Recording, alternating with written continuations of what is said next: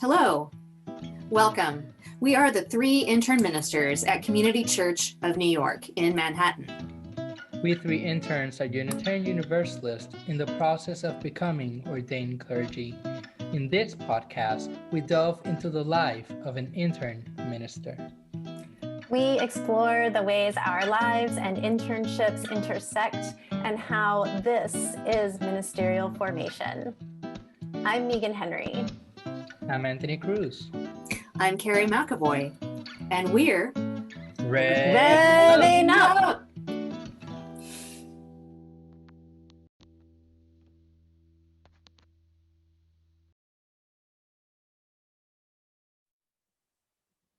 Hello, friends. It's wonderful to be here together again. Hi, Anthony. Hi, Carrie. And I'm Meagan. And hello to our listeners and viewers. We are so excited to be on episode 3 of our Rev'ing Up podcast. And thank you so much for your comments and your letters to podcast@ccny.org. It's been fun to see the engagement and very rewarding. So thank you all for being a part of our little growing community here. Special thanks to our viewer, Alan, and his suggestion to do a show about UU, seasonal rituals and holidays and how we celebrate. So we're going to delve into doing a little bit of that next week. Thank you so much for that suggestion. And if other folks out there have things that you would like to hear about from we three interns at Community Church of New York, we would love to hear from you. So please do reach out at podcast@ccny.org. And today we are talking about theological formation and theory versus praxis. Yeah, this topic came from one of the people who responded to our survey, and they wanted to know how we put into practice what we learned in seminary or what we are learning in seminary, and is there a connection between theory and practice? So that just reminds me of how, since all three of us are going to Meade the Lombard Theological School in Chicago, how our school kind of has a different model than other seminaries where we are actually serving as interns while we are going into seminary. In fact, those of us in the Masters of Divinity program start as early as our second of 3 years. So we're really getting thrown in with limited book knowledge, right? And I think the whole reason behind that is because it is so rich to be putting into practice what you're learning at the same time as you're learning it. And there is a huge connection between theory and practice, or in fancy seminarian speak, we talk a lot about praxis. So how does that play out for you two? Thank you, Carrie, for that invitation. And thank you for the audience to really guiding this conversation as well through the different emails and messages that they send to us. At least for me, I would say that I think it's a really fascinating dynamic to engage because, first of all, we would need to look at history, right? And see where in history did theology first form as an academic discipline, right? And what particular traditions gave it that identity. And then where does, for example, a tradition like Unitarian Universalism come into play in that conversation of the different traditions that have emerged since then? And then how does that then impact our communities and our congregations, giving the multiplicity of identities and just religious practices that are contained within any UU congregation, right? How do we address that?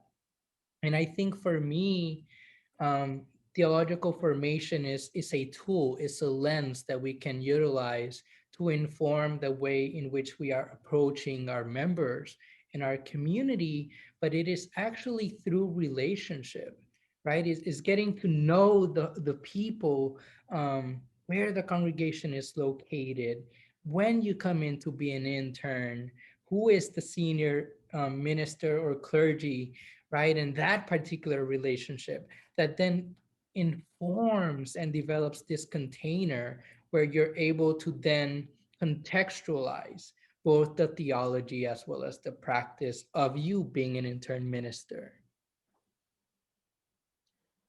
Yeah, I hear that. It's just really interesting the way that we do come in as interns while we are studying in seminary. So I actually love the way that this program is done. It's one of the reasons that I chose to go to Meadville Lombard, because I'm a learn by doing kind of person. And I just like the idea of just like being in school, because I have another master's, and it's in religious studies, and it's very, very intellectual, very heady. And so for me, one of the reasons that I actually decided to go, like, rather than to go the academic route with my career and to go into working in congregational and faith community life, was because I wanted to be more doing, right? I wanted to do more, be I wanted to be able to do things. I wanted to be able to be an activist. I wanted to be engaging with people long term over the course of many years, as opposed to like the university relationship, which is like you get to know students for a semester or maybe during their career and then they're gone. Or I mean, during their time at the school and then they're gone.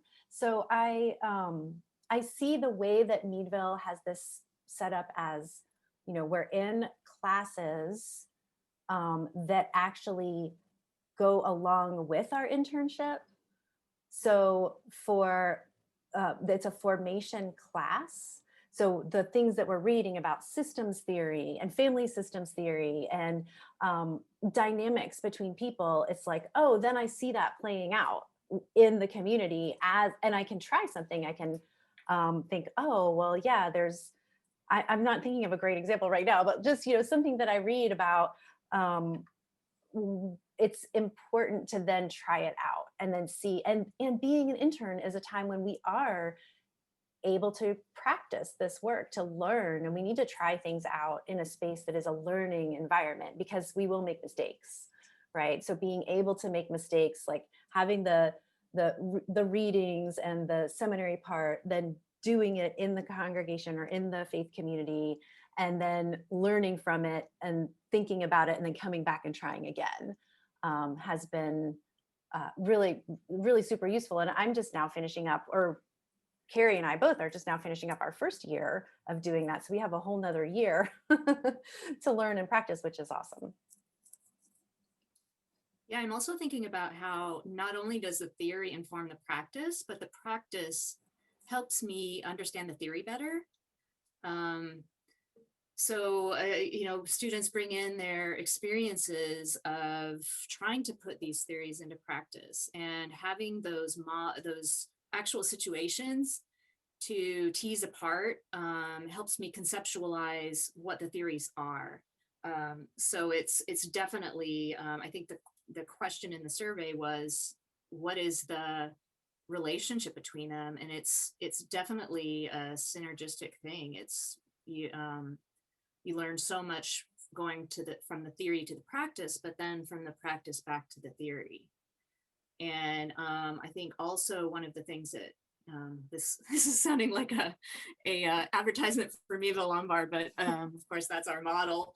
Yeah, that they reinforce these theories all along the way.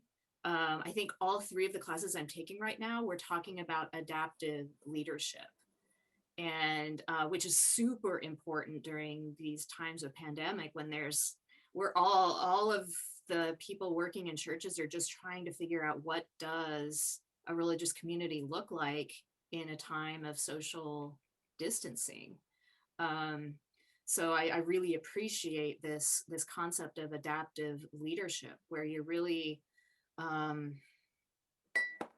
think one of the most, something that you touched on, Meagan, about how it's trying stuff out, and how that is very much my experience of being an intern, where we are expected to make mistakes, and it's actually a safe container in which to make mistakes. It reminds me of learning to ski. where if you don't fall down, you're not trying hard enough.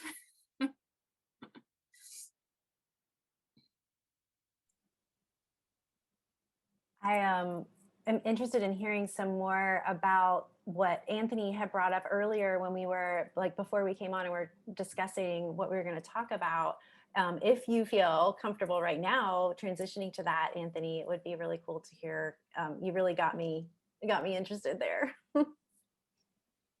Yeah, I mean, sure. I think that the conversation about how does theology develop and how is it, for example, formed, right? It's really something that's important in terms of how we begin to do ministry. How do we begin to relate to community, right? Because as we know, within Unitarian Universalism and maybe even other traditions and religions, there is a spectrum, right? Even if they're Jewish or they're humanist or they're atheist or fill in the blank, there's always a spectrum of where do they fall, both philosophically, in terms of their political ideologies, but at the same time, for example, how they view philosophical thought and religious and theological discourse as well, right? And so even if all three of us are going to Meadville Lombard and doing our respective degrees, the way in which we, for example, use our hermeneutical tools to interpret and engage theology might be completely different, right? Which I think it's one of the richness around going to theology school. It's actually in that process of getting academic formation and having your congregational internship or placement, how in that whole process there's the human dimension of it, where you're making friendships and you're making colleagues and just engaging in what does that mean in my particular context that is completely different from my friend who might be doing his internship or her internship in Wisconsin, right? It's a completely different way and lifestyle, for example. And then that happens in theology as well, right? Are we using a constructive framework? Are we using like a renewal understanding of theology? Are we using a humanist lens to theology? And all just the richness that exists. But I think where all of it comes together, in my opinion, is that it all comes down to the human person, right? We are the people that are doing the interpretation. We are the ones that are really creating this space for dialogue and discussion, not only individually, but placing that to the service of the communities. And so I think that having that understanding, at least for me, keeps me on my toes to making sure that I am not just speaking from one lens, but actually always understanding that it is an open-ended question, that it's not just one answer or one frame, but it's many at the same time.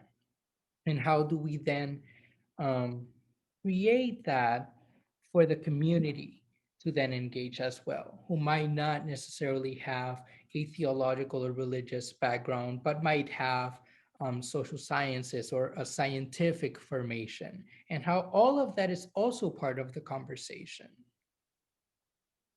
And I love that there are three of us interns working together. And so we get to have these really awesome cohort conversations where we bring, our different lenses together, but yet we're all serving the same congregation. It's that really is an extra deepening to the experience that I hadn't expected and feel so lucky to be experiencing, for sure. It's when I started trying to think about what theology was, I wasn't really sure when I started seminary, and that has certainly grown. But theology is a really funny concept from a Unitarian Universalist perspective, because sometimes I would think that many of our congregants would think we don't have a theology. We don't believe in God. I mean, theo is God, Greek, it's Greek roots. So I think part of the role of what we do in our ministry, whether we're in a pulpit or not, is helping people understand that theology, at least from our perspective, is broader than just God. It's a way you look at the world through a spiritual or connected lens. I think. What do you think about what theology, the word, means in a UU context? Well, for one thing, I do want to say that, like, even with the God language, I feel like it can still work for almost all Unitarian Universalists, because it depends on because how one defines God is up to one's own. Um, it's an optional thing. Like, I can define God what God is for me, which maybe is very likely going to be different than what God is for Carrie, than what God is for Anthony, and yet we can still have an understanding for ourselves of God. So certainly for some people, the word God doesn't work for them, which may mean that theology doesn't work for them. But I just got finished leading a coming of age credo writing 2-day workshop. And one of the things that I actually said to these 8th and 9th graders was, we have a theology. Like, this idea that you can believe whatever you want and be a Unitarian Universalist, that's just not really true. Like, I grew up hearing that, and grew up with adults not wanting to tell me what they believed because they didn't want to indoctrinate my little brain. And I was growing up UU, and it was really frustrating. And other people of my generation that grew up UU that I've talked to have been like, yeah, same thing happened to us. Like, nobody wanted to tell us anything about like what they believed, because they thought that then they would be telling us what to believe. And they said, just believe whatever you want. And if we asked a question like, well, what do you believe happens after you die? They would not answer. They would say, well, what do you think happens? And so we had this like generations of UUs who grew up without any real grounding in our faith of Unitarian Universalism.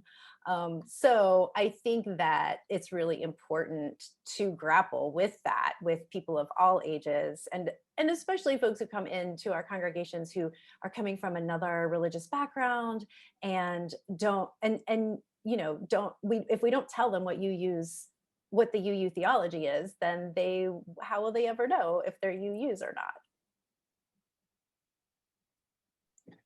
So Meagan and Carrie, I mean, if I'm hearing correctly, I think that what you're inviting us to contemplate is that actually theology differs in terms of its knowledge base, in terms of its interpretation and understanding, in a way based on where we are coming from and our prior experiences, and maybe book knowledge as well. I mean, does that kind of sound as a good understanding of what has been spoken so far? What comes to mind for me is that difference between the theology you were raised with and the theology that you say you have, and the theology you actually live out in the world. And those can be 3 totally different things. Like, I was raised Catholic, and so a lot of my growing up theology was based in the Christian Catholic dogma, even as much as I don't want to say that that's true. And so when the chips are down, I want to pray, and I don't even know if I'm praying to anything, but I still want to do it. So it's just that weird thing. Like, you can't. It's all. I think we were talking about this last week about how you bring all of you into ministry, and it's really true with theology. And yet, as the longer I'm in seminary, the more in touch I get more in touch with what my theology really is for me now. And that's really cool. And then I think another thing, challenge in UU contexts, coming back from theory to practice, is I think sometimes UU congregations kind of get into the head part, but not into this practice part of it. What do you two think about that? I think that's a powerful framing, Carrie. I think that I'll use your metaphor, right? And it's how within our lived experience and our body, we come into spaces, right? And we have the intellectual, the emotional, right? As well as different lenses that we utilize to interpret our surroundings and the way in which we respond. And I think that it's just so powerful to really have that understanding that, for example, theology is diverse in nature, right? And that an atheist can do theology, that a Roman Catholic, a Greek Orthodox, a Jew, or anything else in terms of identifiers, they can engage in this theological conversation because it's always the intellectual dimension, right? Theology in conversation with. And I think that that's when we then see the praxis of it, right? It's I learned the theory, I learned the knowledge base, right? It comes through me, and then how is that then lived out in the different communities? And I think that that's where the beauty and the tension comes up between how do we learn, for example, the orthopraxis, right? The right way of practicing, and then being challenged by the reality of how a community decides to interpret or live that out. And I think that that's where a whole broad of conversation arises.